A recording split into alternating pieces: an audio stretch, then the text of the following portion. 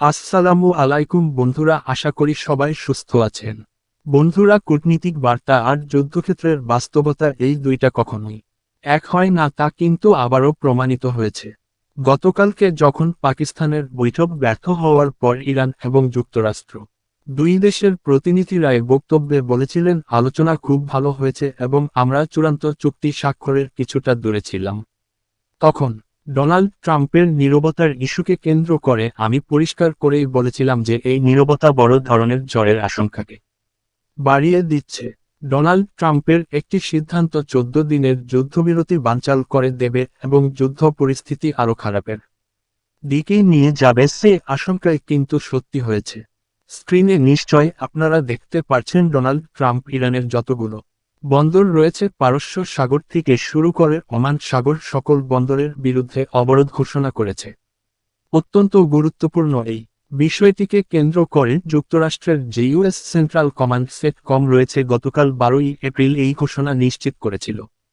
একেবারে মধ্যরাতের দিকে আর আজ সোমবার 13ই এপ্রিল সকাল 10টা ইস্টার্ন টাইম অর্থাৎ বাংলাদেশ সময় সকাল 8টা থেকেই এই সিদ্ধান্ত কার্যকর হয়ে গেছে। যুক্তরাষ্ট্রের পক্ষ থেকে দাবি করা হচ্ছে যুক্তরাষ্ট্রের এই সিদ্ধান্ত হরমুজ প্রণালীকে পুরোপুরিভাবে বন্ধ করা নয়, কারণ সৌদি আরব, ইউএই বা কুয়েত অন্যান্য দেশের জাহাজগুলো নিরাপদে হরমুজ প্রণালী পাড়ি দিতে পারবে, কোন সমস্যা নেই। তবে ইরানের বন্দরে যদি প্রবেশ করে বা ইরানের বন্দর থেকে কোন জাহাজ আসে তাহলেই কিন্তু সমস্যা। যেখানে মূল বিষয়টা হলো যে যেই সকল জাহাজগুলো ইরানের সাপ্লাই দিতে যাবে সেটা যে কোনো ধরনের পণ্যই হতে পারে, খাদ্যদ্রব্য থেকে শুরু করে জ্বালানি তেল, সেই সকল জাহাজের বিরুদ্ধেই এই পদক্ষেপ। এবং এটা বাস্তবায়ন করার জন্য যুক্তরাষ্ট্রের কয়েকটি যুদ্ধজাহাজ এবং তাদের পঞ্চম নৌবহর সহ বিপুল পরিমাণের সামরিক শক্তি সেই জায়গায় উপস্থিতি নিশ্চিত করছে। তাদের যুদ্ধবিমানগুলো আশেপাশের যে সকল এলাকা রয়েছে সেখানে টহল দিচ্ছে। দেখুন যে কোন ধরনের নৌ অবরোধ ঘোষণা যুদ্ধক্ষেত্রের চূড়ান্ত ধাপ হিসেবে বিবেচিত হয়। দ্বিতীয় বিশ্বযুদ্ধের সময়ও জার্মানিকে চারদিক থেকে নৌ অবরোধ ঘোষণা করেছিল ইউরোপের দেশগুলো। এরপরেই কিন্তু ধারাবাহিকভাবে বড় যুদ্ধ শুরু হয়। আর যুক্তরাষ্ট্রের এই নতুন ঘোষণা মধ্যপ্রাচ্যের এই যুদ্ধ পরিস্থিতিকে আরও নেক্সট লেভেলে এবং জটিল পরিস্থিতিতে নিয়ে যাবে। দেখুন, এই নৌ অবরোধ ঘোষণার মানে এটা নয় যে শুধুমাত্র ঘোষণাই শেষ।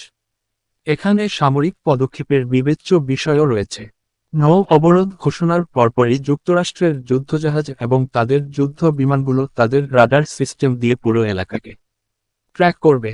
যদি কোন জাহাজ, সেটা যদি চীনের জাহাজও হয় বা রাশিয়ার জাহাজও হয়, সেটি যদি ইরানের বন্দরে প্রবেশ করতে চায়, সাথে সাথে তাকে রেডিও সংকেতের মাধ্যমে সতর্ক করা হবে। সেই সতর্ক যদি অবলম্বন না করে জোর করেই প্রবেশ করতে চায়, জাহাজগুলো পরবর্তী সময়ে তাকে সতর্কতামূলক যে ফায়ারিং রয়েছে তা করা হবে। সেটাও যদি অমান্য করে জাহাজগুলো প্রবেশ করতে চেষ্টা করে, তাহলে মিসাইল হামলার মাধ্যমে জাহাজটিকে ডুবিয়ে দেওয়া হবে। এটাই হলো নৌ অবরোধের প্রোটোকল। এখন প্রশ্ন হচ্ছে যে প্রায় 20 লক্ষ ব্যারেল জ্বালানি তেল ইরান প্রতিদিন রপ্তানি করে চীনের বাজারে, যেটি চীনের জাহাজগুলোই ইরানি বন্দর থেকে লোড করে এই জ্বালানি তেল নিয়ে যায় এবং 1 মাসের জন্য এই ইরানের যে বন্দরের জ্বালানি তেলগুলো ক্রয় করার যে ছুট দিয়ে রেখেছে যুক্তরাষ্ট্র, তার অধীনেই কিন্তু ব্যবহার হচ্ছে। এখন ইরানের সেই চীনের জাহাজগুলো জ্বালানি তেল ভর্তি করে যখন এই বন্দর থেকে ইরানি বন্দর থেকে বেরোতে চাইবে, তখন এই নৌ অবরোধের অধীনে যুক্তরাষ্ট্রকে সেই চীনের জাহাজেই হামলা করতে হবে, তাকে যে কোনো সামরিক পদক্ষেপের মাধ্যমে তাকে আটকাতে হবে। এটি একটি নতুন ধরনের সবথেকে শক্তিশালী যুদ্ধক্ষেত্র হিসেবে বিবেচিত। পূর্বে যে যুদ্ধ হয়েছে বা হামলা হয়েছে ইরানের বিরুদ্ধে, সেটা ইরানের সুনির্দিষ্ট প্রেক্ষাপটে সুনির্দিষ্ট সামরিক স্থাপনায় হয়েছে।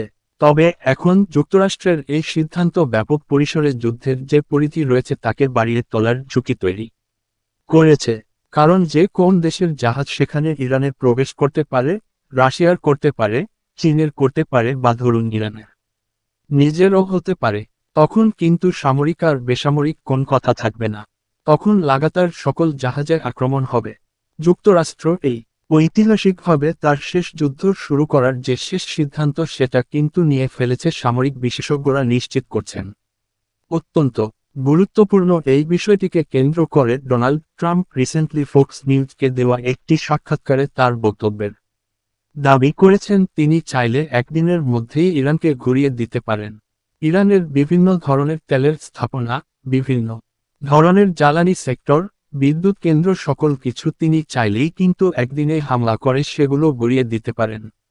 এটা হলো তার দাবি।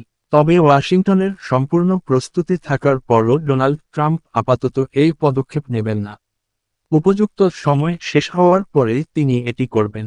তবে অবরোধের বিষয়ে তিনি নির্দেশ দিয়েছেন কোন ছাড় না দিতে।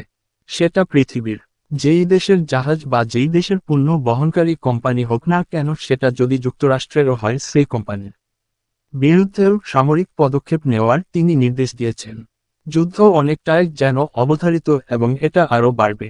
বিভিন্ন ধরনের সামরিক বিশেষজ্ঞরা বলছেন যে যুক্তরাষ্ট্রের এই সিদ্ধান্ত ইরানকে বাধ্য করবে আরও শক্তিশালীভাবে হামলা করতে। দেখুন, ইরান প্রতিবছর শুধুমাত্র জ্বালানি তেল বহির্ভূত যে পণ্য আমদানির পরিমাণ রয়েছে তা মিলিয়ন মিলিয়ন টন। ইরানের প্রায় 9 কোটি বেশি জনসংখ্যার জন্য খাদ্যদ্রব্য থেকে শুরু করে বিভিন্ন ধরনের পণ্য পৃথিবীর বিভিন্ন দেশ থেকে তারা আমদানি করে। প্রায় 25 মিলিয়ন টন অত্যাবশ্যকীয় পণ্য যেমন গম, ভুট্টা, বার্লি, সয়াবিন, চিনি, উদ্ভিজ তেল, সার ইত্যাদি আমদানি করা হয়। এই পুরোটাই কিন্তু আমদানি করা হয় ব্রাজিলের মতো দেশ থেকে। এছাড়াও যন্ত্রপাতি, ইলেকট্রনিক্স, ওষুধ, গাড়ির যন্ত্রাংশ, রাসায়নিক দ্রব্য ইত্যাদি আমদানি করতে হয় তাদের চীন থেকে। পাকিস্তান, ইরাক, তুরস্কের মতো দেশ থেকেও যে আমদানি হয় কাস্পিয়ান সাগর দিয়ে সেটা খুবই সীমিত। ইরানের মোট 90% আমদানি হয় এই হরমুজ প্রণালী বা এই আরব সাগরের এই প্রান্ত দিয়ে। আর এখানেই তাদের বড় বড় বন্দরগুলো অবস্থিত।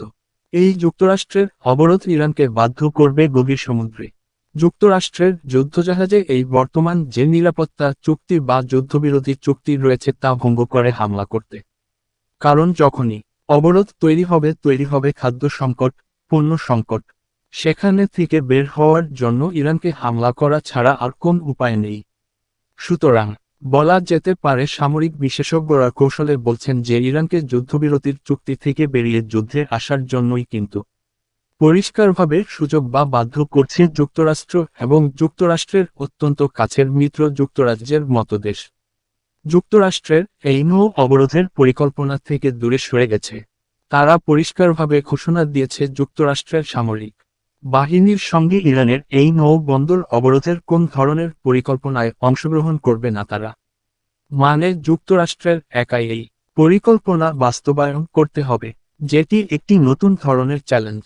দেখুন, যুক্তরাষ্ট্রকে যদি এই নৌ অবরোধ করতে হয় তাহলে তাদের যুদ্ধজাহাজগুলোকে মোটামুটি 24 ঘন্টায় ইরানের উপকূলের কাছাকাছি বা ধরতে পারেন 200 কিলোমিটারের মধ্যে আশেপাশে থাকতে হবে, যেটা যুক্তরাষ্ট্রের এই জাহাজগুলোর বিরুদ্ধে ইরানের মিসাইলের জন্য অত্যন্ত সহজলভ্য টার্গেট হিসেবে বিবেচিত।